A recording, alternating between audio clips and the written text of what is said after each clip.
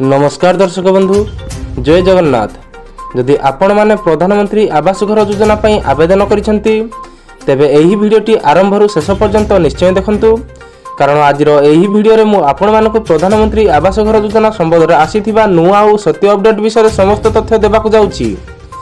आज मु आपण मानक पई पूरा ओरिजिनल खबर प्रमाण सहित अपडेट नै आसीची। ताले भिडियो आरंभ करिया पूर्व आपण माने जदि आम चैनल को एपर्यंत सब्सक्राइब करि नांती तेबे एबे ही सब्सक्राइब करंतु एवं बेल आइकन ऑन करंतु, जा द्वारा एही भली सरकारी योजना समस्त नुआ अपडेट आपण माने सबुठारु प्रथमे पाई परिबे। एबे आसंतु प्रधानमंत्री आवास घर योजना विषय रे कथा हेबा। आम ओडिशार अनेक गाँ और अंचल बहुत लोक एही योजना पई आवेदन करिसेंती, किंतु एपर्यंत अनेक लोकंकु घर मिली नाही। सरकारक पक्षरु बारंबार कहा जाउछि जे खूब शीघ्र घर दिया जिवो, किंतु आज पर्यंत फाइनल तारीख घोषणा होई नाही। किंतु एही समय किछि अत्यंत जरूरी अपडेट आसीछि, जहाँ समस्ते आवेदनकारी जानिबा आवश्यक। प्रथम अपडेट जॉब कार्ड। जो माने जॉब कार्ड दे प्रधानमंत्री आवास घर पई आवेदन करिसेंती सेमानक पई सरकार बड़ जांच करूछंती। बहुत लोक जॉब कार्ड तैयारी करूथिले किंतु काम करू नथिले, सेति पई सरकार एबे ईकेवाईसी रेकर्ड चेक करूछंती। जो माने ईकेवाईसी करि नाहंती, काम करू नाहंती, सेमानकर जॉब कार्ड बातिल हेबार संभावना रहिछि। सेति पई जदि आपनक पाखरे जॉब कार्ड अछि तेबे निश्चय ईकेवाईसी करंतु, काम रे जुग दियंतु। एबे नुआ सिस्टम आछि जेउठारे मुह स्कैन करी अटेंडेंस निया जाउछि। द्वितीय अपडेट बैंक खाता। आउ एक मुख्य कथा हेउछि बैंक खाता रे डीबीटी एक्टिव थिबा दरकार। डीबीटी रो अर्थ हेउछि डायरेक्ट बेनिफिट ट्रांसफर।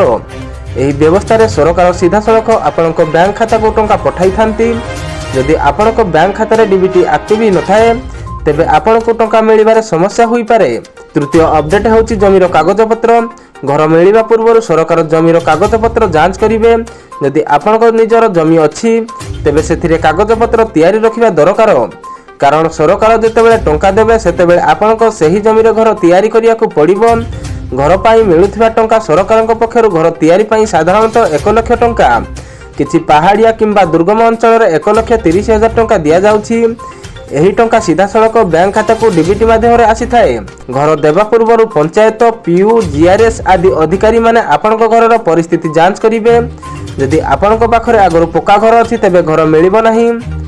बहुत लोकक मनरे प्रश्न, घर केभे मिलिबो? यार सठिक तारीख एपर्यंत सरकार घोषणा करि नाहंती, किंतु सरकारक पक्षरु कहा जाउछि जे खूब शीघ्र घर बंटन आरंभ हेबो। सेति पई आपण माने एही तीनोटी काम निश्चय करंतु। जॉब कार्ड ठीक करंतु और केवाईसी करंतु, बैंक खाता रे डीबीटी एक्टिव करंतु, जमीर कागज पत्र तैयारी रखंतु। ताले जेतेबेले घर आसीबो आपनकु कोनोसी समस्या हेबो नाही। जदि एही वीडियो आपनकु भलो लागि थाए तेबे लाइक करंतु, शेयर करंतु और चैनल को सब्सक्राइब करंतु। आ जदि कोनोसी प्रश्न अछि तेबे कमेंट रे निश्चय लिखंतु। धन्यवाद। जय जगन्नाथ।